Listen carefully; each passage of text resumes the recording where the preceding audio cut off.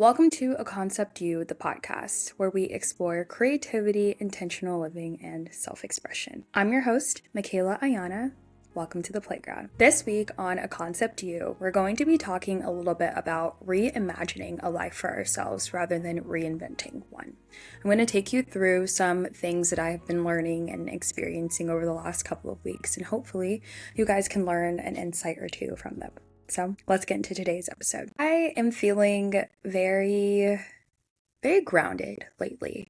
I think up until about a week and a half, maybe 2 weeks ago, I was feeling very chaotic still, or channeling these moments of chaos and trying to learn how to find joy for myself in the midst of all of the chaos. And I honestly feel like that has been the biggest assignment for myself, is learning to find joy in the moments where I may not be happy. I feel like chasing this idea of happiness just doesn't work for me, because there's going to be moments where I am down and out and I have to claw myself back to feeling a sense of normalcy, feeling a sense of calm, feeling a sense of returning to myself. And if you're familiar with the podcast, we have talked a lot about this idea of returning to ourselves and really recovering from burnout. Burnout can be caused by a number of different things. It's important to honor the ebbs and flows in our lives, especially in times when we are not necessarily happy in the spaces that we are in. I always enjoy having conversations with my friends about what sparks them, about how they are working through the things that drag them down in their lives. And I feel like it is something that I can learn from, and vice versa. They can learn from my own experiences as well. That is a part of having a support system. And I'm just very appreciative and of my friendships in general. And so this week I am thinking a lot about this idea of reimagining how I approach this next chapter in my life rather than trying to reinvent the wheel. I have been going through the artist's way, and I am in week 11 of the journey, so I only have 1 week left, and I am feeling like it has come very full circle. While I have not been the best at taking myself on my artist dates based on the weather, based on me just kind of getting very trapped in my day-to-day, I have been finding it very impactful to start my morning off journaling, because it allows me the space to download and let out and release everything that is circling in my mind, so that I can start the day fresh, so that I can start with a clear head. And that is something that I have found to be very impactful in my artist way journey. It's just interesting to see where I started in the artist way, and where what were the things that were repeating for me, the things that I was frustrated about, the things that I was worried about losing, the things that I felt very heavy on. And now, getting closer to almost finishing, how much more hope and imagination and openness there is to whatever the next step or whatever is coming my way. And so it's very beautiful to see that very clear trajectory of where I started week 1 versus where I'm at now in week 11. One of the things that the assignments asked me to do is to take 2 different highlighter colors. I chose yellow and green, and in my journal I am marking any of the insights or realizations that I have kind of come to pass in my morning pages in yellow, and then anything that I need to take action on in green. So whether I'm talking about this is something that I want to do in my life, or this is something that I want to do in 2026, that is something that I would highlight in green in order to reference it as something to return as an action item.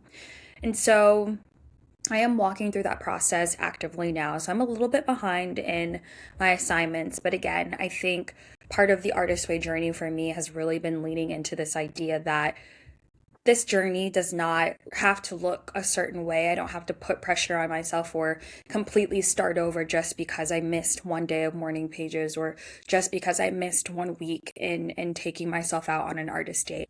I am learning flexibility. I am learning to ebb and flow. I'm learning to find joy in these moments where things don't seem to be going quite right. And being okay, being comfortable in sitting in that. One of the things that I have seen as a reoccurring theme in my morning pages has been my love for documenting, my love for learning, my love for researching and deep diving into specific subjects and trying to figure out what the throughway is. I do this thing sometimes where I hear something and I'm curious about, and I go and look up that thing. And then somehow, some way, I end up on Wikipedia. And you know how on Wikipedia, every thing that may have some type of description or some type of historical context has a link or a sublink to that page? That's essentially what I'll do. And I find myself continuously clicking to the next link, to the next link. And then before I know it, I'm in this deep rabbit hole, completely separate from the first thing that I initially looked up. And that is what learning feels like to me. I love finding myself in these places where one thing leads me to the next, to the next, and to the next, because that is how I learn. I really enjoy connecting the dots and trying to piece together almost like a syllabus for myself when I am researching or when I am just genuinely curious about something. Even in my own practice, I have been thinking about how I categorize myself, because I don't want to put my artistry or my creativity or anything that I do into a specific box. I don't want to box myself in. I always say I'm coloring outside of the lines, because the box does not exist. The limit does not exist. There is no one word that describes me. So when I meet people and I explain, yes, I'm an artist, I'm an engineer, I'm a host on a podcast, I am a photographer, I'm a painter, I'm a collagist. And rather than going down this list of things that I might add to my title or might add to my resume, I just say I'm an artist and I play. And I really have found a lot of joy in leaning into this idea of allowing myself to play, allowing myself to color outside of the lines, allowing myself to blur the lines even between the different things that speak to me, the different things that I find joy in, that I like to spend my time learning. And so recently, one word that someone used to describe me, which I don't think I've ever used this word to describe myself, is a documentarian.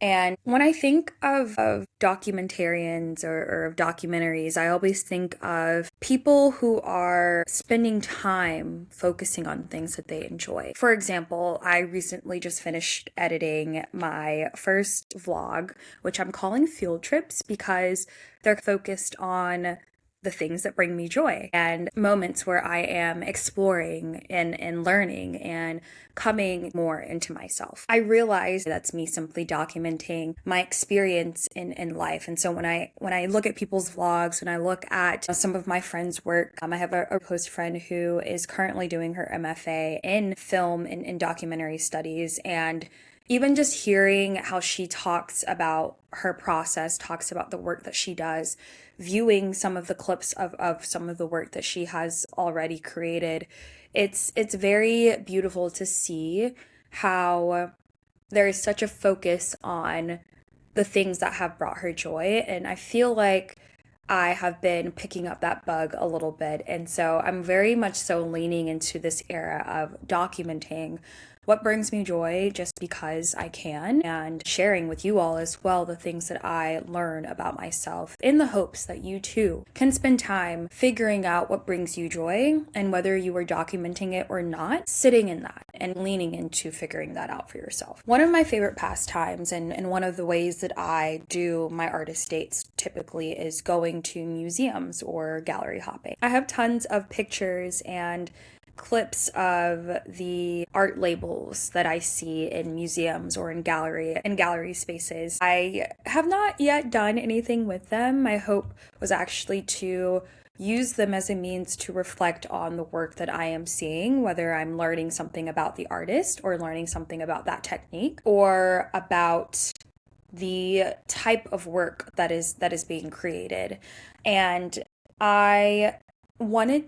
my intention was to start leaning into writing about that. And I've been writing a little bit on my Substack, recently took a bit of a break, but that is something that I really want to lean into as a sense of also documenting, again, things that I enjoy, because I enjoy learning about other people. I enjoy learning about what sparks creatively for other people, how people find moments of creative wellness within their own lives, and how they become more themselves in their creative journeys.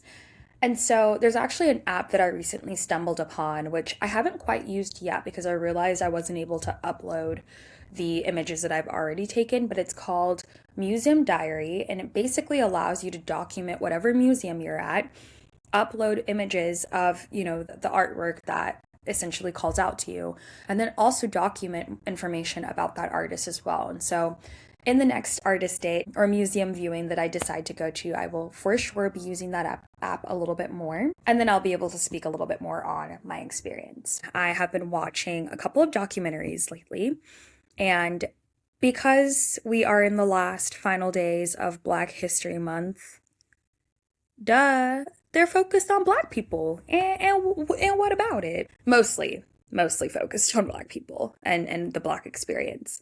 The first one that I watched was Black Barbie, which is a documentary on the first Black Barbie and the pivotal role that three trailblazing women at Mattel had in creating a doll who looked like them. I thought it was just so beautiful because the person who was creating the documentary was the granddaughter, I believe, of one of the first Black women who worked at Mattel, who had such an influence on creating something that I grew up with in my childhood, that intimate approach to documenting that process and the timeline in which the first Barbie was created, then when the Black Barbie was created, almost I think 20 years later after Mattel even kind of opened their doors. And to even understand the nature and the times, what that meant in terms of the limitations that were put on Black people. And I think that it was just a beautiful portrayal of how important it is to constantly create the things that we need for ourselves as a people. That reminded me to stay in my lane, in the sense that whatever I feel called to create is my lane. Whatever I feel drawn to is my lane.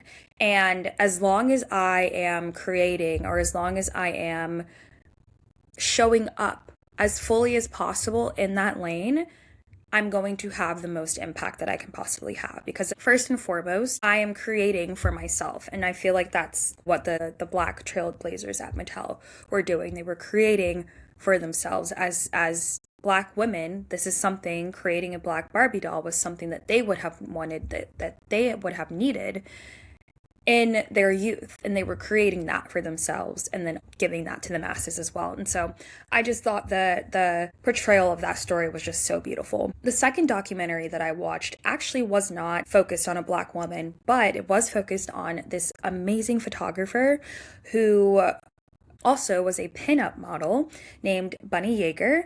And she documented women. I think one of her titles, or one of her accolades, is quite literally being the best photographer in the world. The way that she documented women was just so beautiful to see. There's so much strength, so much power in the way that she documented these women, these pinup models. And I'm still learning a little bit more about her and her practice, but I just think, as a woman, as a Black woman, as someone who calls themselves a photographer and is currently learning the practice of portraiture, there is a lot that I think I am learning and can learn from Bunny Yeager. And so that was definitely one of my favorite documentaries, even though it was not Black History Month focused. And then the last documentary, most recent documentary that I watched, was Toni Morrison, The Pieces I Am, which was, of course, a documentary about the prolific writer and wordsmith Toni Morrison. Chloe Anthony Wofford, better known as Toni Morrison, is someone that I was introduced to, I want to say late middle school, early high school. I was trying to look in my book collection, but I'm not sure where the copy is. The first book that I read of Toni Morrison was The Bluest Eye. It was a very uncomfortable book for me to read at that age. I think I was around 14 or 15 at that time. And I couldn't, of course, really wrap my head around what I was reading. And even to this day, I feel like that is a book that I need to read again. The second book that I read from Toni Morrison was Beloved, and I'm actually looking at it now. This was a book I believe I read in high school, and in a lot of my high school classes, I took AP Literature, I took AP Language and Composition. The focus was always on annotating and writing out the thoughts and the notes that we had when reading. And that's a book that I am very interested in returning to, just because of all of the notes and all of the tabs that I have, because I'm interested in seeing how my thought process or the questions that come up, how those might have changed over the last 10 or so years. In the documentary, there was this writer, Sonia Sanchez, who said, in order to survive, you should reread Toni every 10 to 15 years, because we have to reimagine ourselves on this American landscape. You won't survive if you don't do that. Someone said reinvent. I said, no. Reinvent means you don't like yourself. There is something wrong. But reimagine us on this American landscape. What I must do now, how I must live, how I must rearrange, my vowels, how I must rearrange my hair, my breasts, how I must rearrange my thoughts. And I immediately paused the documentary at that point to write down that quote and also record it, because there is so much, honestly to break down in that quote alone. One, the idea of rereading and returning to a book that you might have read or might have gotten something out of it years ago, and rereading something as you enter into a new point into your life, and trying to understand the things that might come up for you, the questions that you might ask the author. And I think that a book for me that does this as well, a bit of a tangent, is The Alchemist.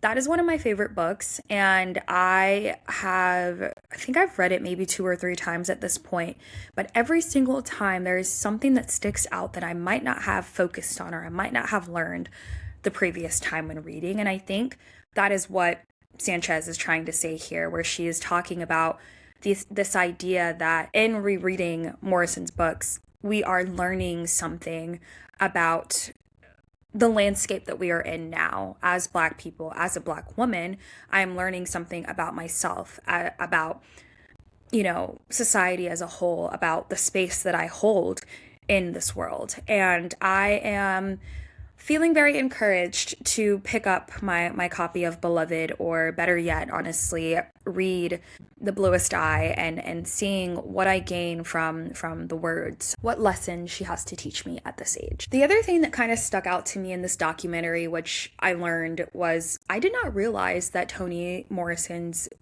maiden name, or her original name, was Chloe Anthony Wofford. Wofford being her maiden name, Morrison being the name that she got from her husband. And I just thought it was a beautiful divide of how she reimagined a life for herself by changing her name, by creating this persona that spoke to the author that she was. And I feel like in many ways, I do a bit of the same. When I'm showcasing my art, or when I am showing up online in this creative platform, Michaela Ayana is who I show up as. And I feel like it holds so much power, because this is how I choose to be identified in terms of the things that I am intentionally putting out into the world. There's a lot to say about reimagining a life for yourself by choosing how you are identified, choosing how you show up in the world, even on the baseline of your name.